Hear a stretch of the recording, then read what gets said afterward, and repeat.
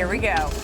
Welcome to The Jump on this Veterans Day. We want to say thank you to everyone currently serving, to everyone who has served, and to their families too. Because you guys know, when someone is in the military, their whole family is in the military and sacrifices. I also want to thank anyone fighting on behalf of veteran benefits. We need to be taking better care of our military after they serve as well. Amen. And with that, I am Rachel Nichols alongside NBA front office insider Amin Elhassan and multi-time WNBA All-Star. One time for Africa. There you go. Yeah, exactly. Very impressive here, although you got to be careful. No, I yeah, know. like very, yes. 5 with him because it's dangerous with Amin. Getting better. Very Coming up, the Knicks were so bothered by last night's loss to the Cavaliers that the general manager and team president came out for an impromptu post-game presser. Is Coach David Fizdale going to take the fall? We will discuss with our Adrian Wojnarowski coming up in just a little bit. First, though, so the Raptors are here in LA facing the Clippers tonight, which means for the first time ever, a Finals MVP will face the team he won the Finals with just a couple months after winning the title. Kyle Lowry won't be on the court for that after breaking his thumb on Friday night, but he's obviously still the leader of this Toronto team and one of the players most affected by Kawhi Leonard's departure. I sat down with Kyle to talk about Toronto's outlook, load management, and of course, Kawhi. You're not playing right now because of a thumb injury. Yeah. How hard is it for you to sit out games? It's tough, especially right now with us trying to still figure it out and going through a change that we've gone through, and then it being, the thumb again. Now, when you got hurt, you were leading the league in minutes. You Yeah. were averaging 39 minutes a game. Yeah. You know you're 33 years old, right? You're not supposed to do that? I don't know that. I don't know. I don't feel it. I always just try to do whatever my team needs. You never really kind of know. You just go out there and play and have fun. You know, there's this thing called load management. You might want to check that out. Load management is an amazing thing. I believe in it. It helped me win the championship, so I'm cool with it. I was going to ask you that. What do you think? Because it's become more controversial, especially around Kawhi Leonard, and yet you were on the Raptors team that basically developed load management. Well, I think everybody's situation is different. I think with Kawhi, he was coming off such a extreme injury, and I think it worked for Kawhi. I think it worked for our organization. So at the end of the day, Kawhi is going to do what's best for him and what's going to be best for him. Organization he's with now, I'm assuming they're going to do the same exact thing. You guys did it last year with Kawhi and didn't really raise that much of a stink. Right. All of a sudden, the first few weeks of the season, this season, he sits out a couple national TV games, and there's so much criticism. I think everybody's just speaking on what they do, and I think he's in LA, so it's a little bit different. In Toronto, we already had the plan going, and we knew what it was, and we still were, winning games, and we knew what we were doing. We knew when he was going to play, when he wasn't going to play, and it worked. It worked. So let's talk about these Raptors-Clippers games have a lot of juice, right? Because this is an organization that basically stalked your best player throughout the year and then convinced him to come over and play for them. What do you think it's going to feel like out on the floor just between the two teams? I don't think it could be anything. I think it's just going to be another basketball game. I think Kawhi respects, what he's helped us do and respects the teammates. And, the Clippers did a good job in their recruitment process. He made it a choice for him. He decided to go home. And, for me as a player, and I think for every other player on our team, we're happy for him. We're happy for him, what he's helped us do, and he's happy that he's happy. So for a long time, the question about you and the Raptors were, can they ever get over the hump? What is the question now going forward? Was it a fluke, I guess? People want to make up questions anyway, because they don't have their opinions, as always. Well, how do you answer that fluke question? Go out there and do your job every single night. We're going to do our best, and we're going to try to get that gold ball and try to get back to that point. That's the goal. It's the only goal. It's the only goal that matters. Thank you to Kyle for sitting down, even playing hurt in an interview. We got to give props for that.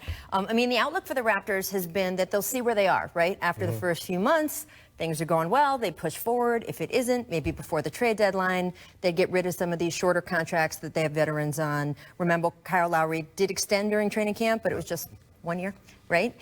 So now Lowry is out for at least a few weeks. Serge Ibaka is out. Do you think these injuries, all sustained in one night, Friday night, might alter the course of what happens with this Raptors franchise? No, because this is a really deep team, and they pride themselves on their depth, and we saw that last night. They didn't have either of those guys, and they beat the team with the second best record in the NBA, and the Lakers, and beat them handily. It wasn't like it was nip and tuck there. And that's a testament to the coaching, a testament to the talent. Obviously, Pascal Siakam has been better than I think any of us could have expected. We knew he was going to have to step up, but I don't think anyone saw him stepping up this much. See, Eastern Conference Player of the Week, just named just now, and he could win Most Improved a second year in a row.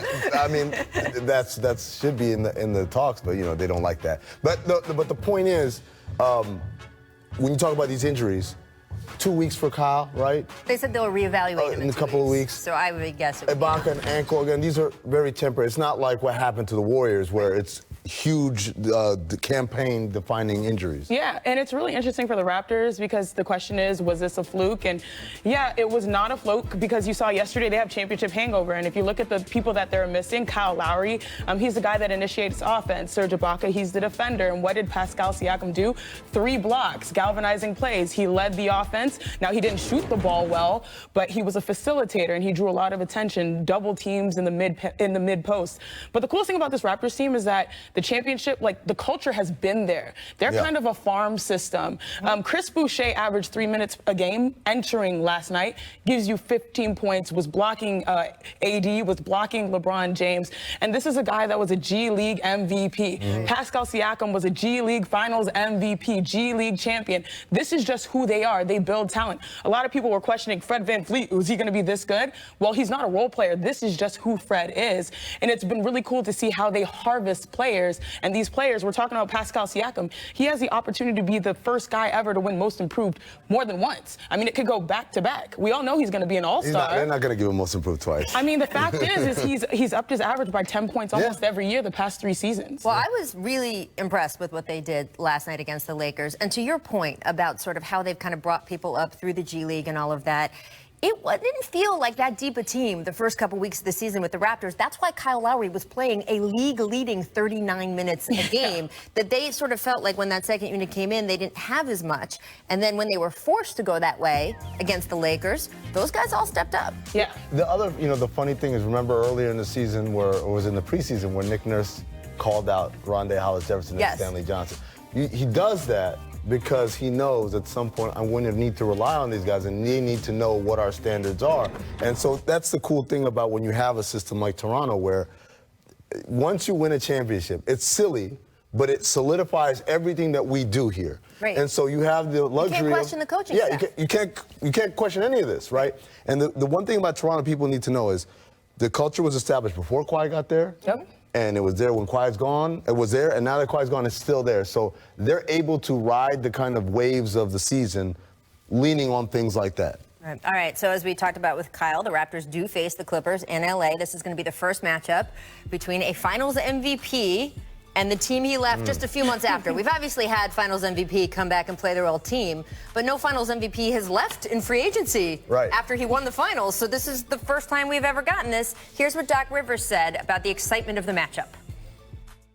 It's going to be, fun to see the guys again and, just congratulate them and, be able to shake hands and compete. The guys, the journey, also the country, the city, it was amazing. And, it's just so much you could keep going on and talking about it. It's one of those leave good situations. It's not one of those leave awful situations, And let's be honest, in our league, it's usually the other way. He's got the benefit, a rare benefit of being able to leave in a happy state. That's rare. I don't know if has it happened? I don't know. If it has, it's rare. Doc, a little more horse even than usual there. He says it was one of those leave good situations. Sinead, do you buy that it was a completely leave good situation? I do think it was a leave good situation based on the fact that Toronto was thirsty. They were fiending for a championship, and they got one. And this was the first time they're in the NBA Finals, and they go 1 for 1. They'll take that versus not having anything at all. And I totally understand, it sort of spoke to my soul when Doc Rivers was saying this is so rare, because my personal experience leaving my team for work-related, issues, that was not easy. And it was not a leave good situation. So, yes, I wish I could have brought a championship to Connecticut and then bounced, and maybe things would have been better. But in reality Kawhi did it, and he did something that had never been done. The fans are happy, the fans are grateful, and I think that's why they have peace with it. Work-related issues. That's mine. Balance. I'm gonna start doing a bunch of things for work-related issues from now on. It's leave okay. How about that? Leave Thank you. aight. Maybe not leave good. I like that. Leave aight. He left aight. On the one hand, what Chiney said is right, and particularly when you factor in, they knew they were taking calculated risk. Yes. He wasn't a guy who had left them at the altar or whatever. Right. They got him knowing he had 1 year left, knowing that He never said, I'm going to make my Right. home here. He Never. was very above board the whole year. But he also brought it every night, unquestionably. There was no, he's half in or half out. He was all the way in. He delivered them the one thing that they'd never had. Remember, it's not just the organization and not just the fans, right? But the people who are actually working for the Raptors. Yes. We just talked about how Nick Nurse now can do things and say things. Why? Because I got one of these. Yep. There's a bunch of people in that organization now who have that credibility and that stamp of approval because of this man, Kawhi Leonard. So I think it's cordial, but obviously they would have loved for him to stay because they did everything under their power. There's nothing you can say Toronto did wrong. Yeah. They should have done this more, or they should have given him more of this. They did everything under their power, and ultimately it wasn't enough. I think that middle ground is probably the most accurate, right? A leave aight situation, leave okay. Yeah. Like, I don't think anyone, and you heard Kyle being very gracious there in the interview. I think they all sort of want the best for Kawhi. They're all friendly. They all still talk occasionally, that kind of thing. But there was some animus in the Board of Governors meetings in July. Yes, there right? was. And that a lot of the tampering sort of investigations and things that went on after that and spurred new rules coming into place at the beginning of this season. Some of it was about all those contracts that got signed mysteriously at 6 p.m. on Sunday evening. But some of it was related to, hey, what have you done with our player throughout the season before? Right. Did you, I don't know, show up at a bunch of basketball games, college basketball style? I didn't know you weren't allowed to do that. Right. Right. I mean, there was reports of a lot of, we weren't all in the room, but there was reports of a lot of frustration there, even though publicly the Raptors organization was very gracious, even in that month. I would say when you're talking about the conversations at that level, you're talking about people who maybe don't have the same perspective as people lower down in the organization. So people who are working, whether you're a front office person or a coach or a trainer, you know the deal. You know how this league works. You know that this is probably the best possible outcome of how someone could leave.